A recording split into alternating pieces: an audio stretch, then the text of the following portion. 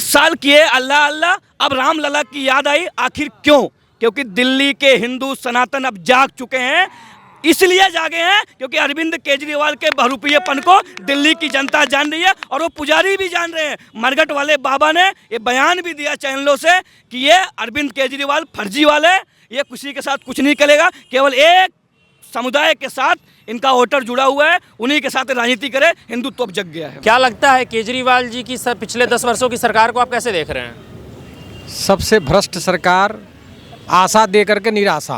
आतशी की पार्टी, अरविंद केजरीवाल की पार्टी चंदा चोरों की पार्टी है। ये हमेशा चंदा मांगकर केवल जनता को गुमराह करते हैं, लेकिन कालका जी भी उहार रहे हैं। अरविंद केजरीवाल अब पूरी दिल्ली की बात नहीं कर रहे हैं, केवल नई दिल्ली की बात कर रहे हैं, क्योंकि नई दिल्ली में भी उनकी जमानतें जब्त होगी। अच्छा एक बात बताइए, पूर्वांचलियों को तो फर्जी वोटर बता रहे हैं। ये केजरीवाल तो खुद बांग्लादेशियों और रोहिंग्याओं का सपोर्टर है। ये बिहारियों का क्या अपमान करेगा? इन्होंने पूर्वांचली को सबसे बड़ा अपमान कर रहे हैं। पूर्वांचलियों का सबसे बड़ा अपमान तो केजरीवाल ने किया है। दिल्ली में चुनावी माहौल की शुरुआत हो चुकी है। फिलहाल हमारे पीछे जो जनता मौजूद है वो मौजूद है करावल नगर की जनता। अब करावल नगर की जनता जो है इस बार बड़ी उत्सुक है चुनाव में लेकर, क्योंकि इस बार जो है करावल नगर से कपिल मिश्रा आ रहे हैं। क्या लगता है कि इस बार जो है केजरीवाल जी की सरकार आ रही है?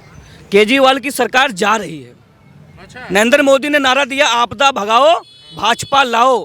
करावल नगर विधानसभा की जीत दिल्ली की सबसे बड़ी जीत होगी। वो इसलिए क्योंकि कपिल मिश्रा सनातनियों को बचाने वाले, हिंदुत्व की बात करने वाले, नाली टूटी सड़कों की बात करने वाले, विकास की बात करने वाले। उत्तर पूर्वी दिल्ली में जब हिंदू मारे जा रहे थे, सनातनी मारे जा रहे थे, माताओं बहनों के साथ दुर्व्यवहार हो रहा था, तो एक नेता जिसका नाम कपिल मिश्रा, वो सड़कों पर उतरकर सनातनियों की रक्षा किया, हिंदुत्व की रक्षा किया।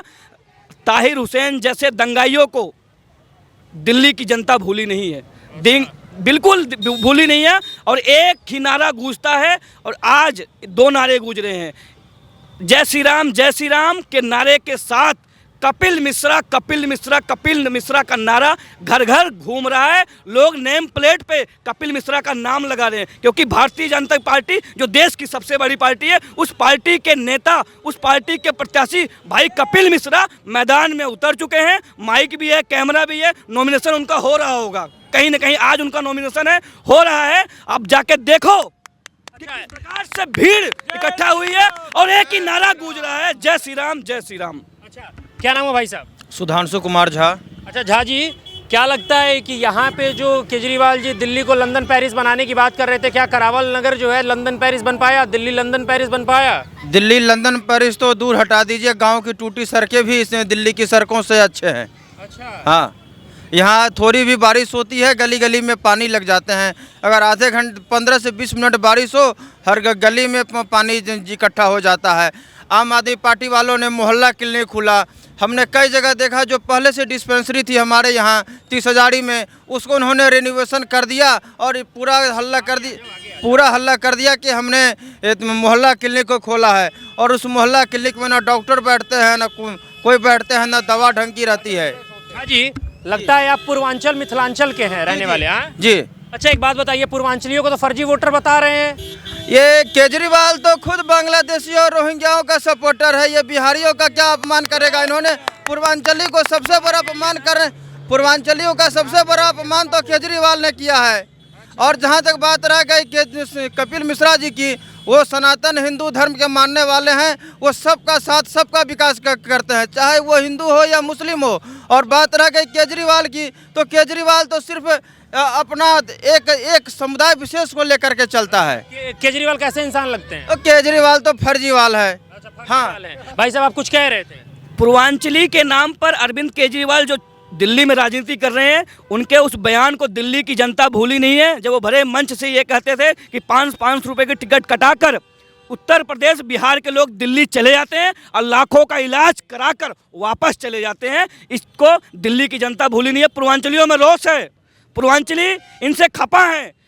पूर्वांचली ही नहीं बल्कि वो पूर्वांचल समाज का हर वो नागरिक खपा है, क्योंकि पूर्वांचल विरोधी अरविंद केजरीवाल की सरकार को इस बार दिल्ली की जनता नकार देगी।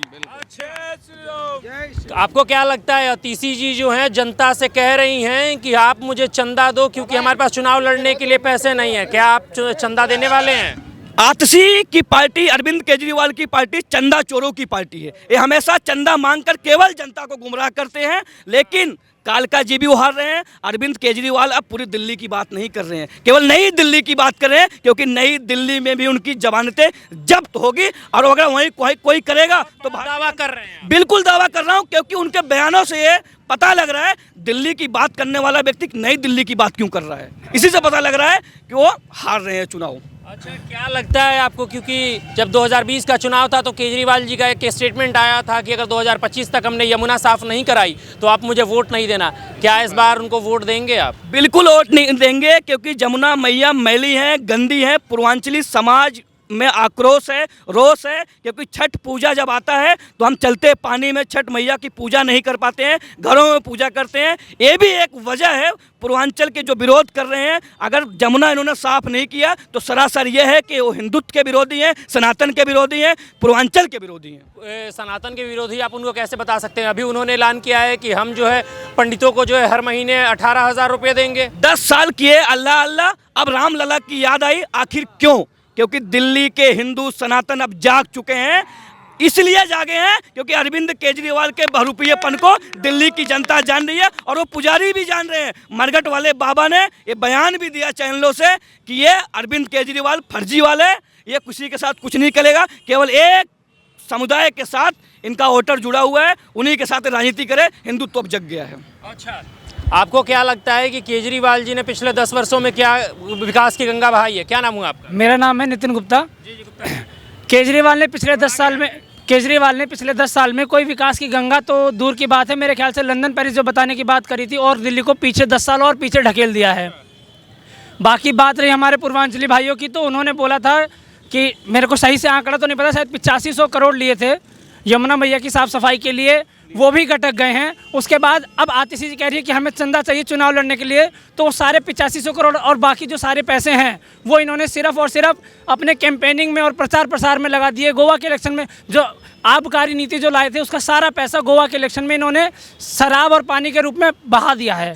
आप तो युवा हैं, आपको क्या लगता है कि केजरीवाल जी ने पिछले 10 वर्षों में युवाओं के रोजगार के लिए कितनी व्यवस्थाएं की हैं? ये रोजगार तो छोड़ो, आप लोगों को भी शायद पता होगा, इन्होंने मार्शल इन्होंने ही लेके आए थे डीटीसी बस के लिए, अब उन्हीं को इन्होंने निरस्त कर दिया है। कितनी बार उन्होंने अपना विरोध प्रदर्शन जताया, हटा दिया गया।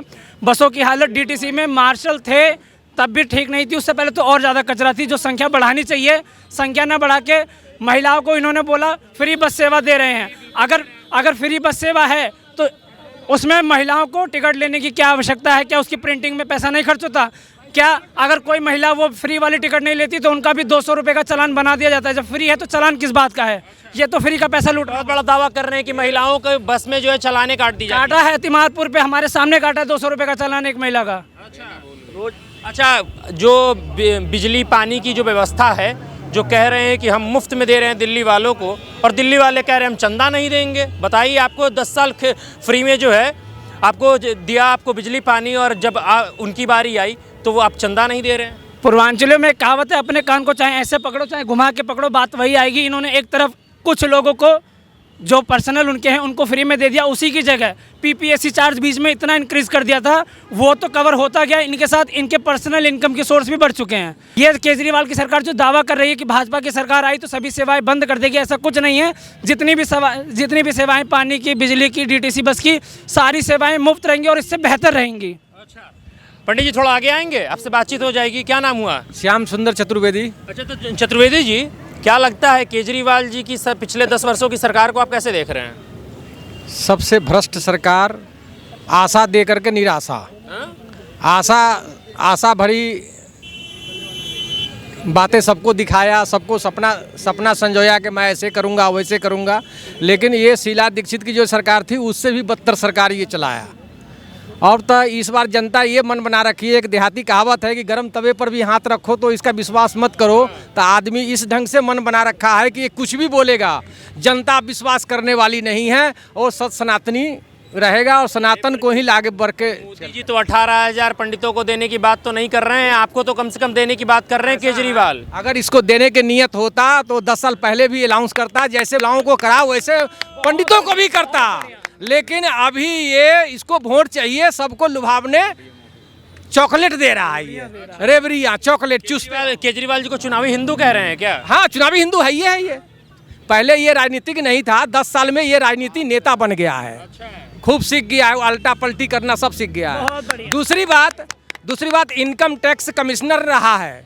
अभी जो इनके जो आवास बना है शीश महल, इसमें जैसे जैसे बिल इन्होंने पास करा है टेंडर, वो पूरी नियम और कानून के तहत, इसलिए कि उस विभाग में रहे हैं और इस ढंग से 9 करोड़ 8 करोड़ 7 करोड़ का ही बजट उसमें पास करा के इन्होंने उपराज्यपाल के पास नहीं भेजा अनुमोदन के लिए। चतुर्वेदी जी, आपकी इतनी उम्र तो हो गई है कि आपने 2-4 सरकारें देख ली होंगी दिल्ली के अंदर। हाँ। तो एक सवाल, खुराना का भी देखा है, साहिब सिंह वर्मा का भी देखा है, शीला दीक्षित का भी 2 टर्म देखा है, 2 टर्म इनका भी देखा है। इतना देखा है तो जो बार बार केजरीवाल जी आरोप लगाते रहते हैं कि एलजी साहब दिल्ली के अंदर काम नहीं करने देते, तो बाकी सरकारों ने कैसे काम करा था? ऐसा है, इनको करना ही नहीं है, आक्षेप लगाना है दूसरे को, इनको कुछ नहीं करना, सिर्फ अपनी रोटी सेकना है। अपने जितने अमचे चमचे बेलचे हैं उनको मजबूत बनाना है, अपने को मजबूत बनना है। पहले इनको खांसी थी, हर बात के पीछे वो खांसते थे, अपना ट्रीटमेंट करा लिए, अपने स्वस्थ हो गए, दिल्ली को बीमार कर दिए। कोई भी गली, कोई भी नाला ऐसा नहीं है, कहीं भी जाओ अगर 1 घंटे की बारिश हो गई तो आप सुरक्षित नहीं आ सकते। कहीं ना कहीं दुर्घटना होना है, कहीं ना कहीं आपको जाने में असमर्थता है। क्या नाम है भाई साहब? शांति प्रिय गोयल। अच्छा गोयल साहब, आपको क्या लग रहा है कि पिछले 10 वर्षों की जो केजरीवाल जी की सरकार आप दिल्ली में देख रहे हैं, उन्होंने कितना विकास करा है दिल्ली की जनता के लिए? वो तो अभी चुनाव बताएंगे, रिजल्ट बताएगा कि कितना काम करा है, काम नहीं करा है। बट मुझे लगता है इस बार क्लीन स्वीप होने वाला है, बीजेपी आगे निकलने वाली है। बीजेपी आपको क्यों लगता है कि इस बार जो है इस सत्ता में आने वाली है? क्योंकि आप देखो ना काम कितना किया। अगर मोदी जी की लीडरशिप में देखोगे तो मोदी जी की लीडरशिप में पिछले 10 सालों में हमने कहां से कहां पहुंच गए। मैं इंटरनेशनल ट्रैवल करता हूं, मैं देखता हूं बाहर जाके जो हमारे को रेस्पॉन्स मिलता है इंडिया का, देख के जो हमें को माहौल मिलता है वो डिफरेंस है। पहले में और अभी में बहुत ज़्यादा डिफरेंस हो गया है नेशनल लेवल पर। तो जो नेशनल लेवल पर काम हुआ है उनकी लीडरशिप में फिर वो स्टेट लेवल पर भी काम होगा।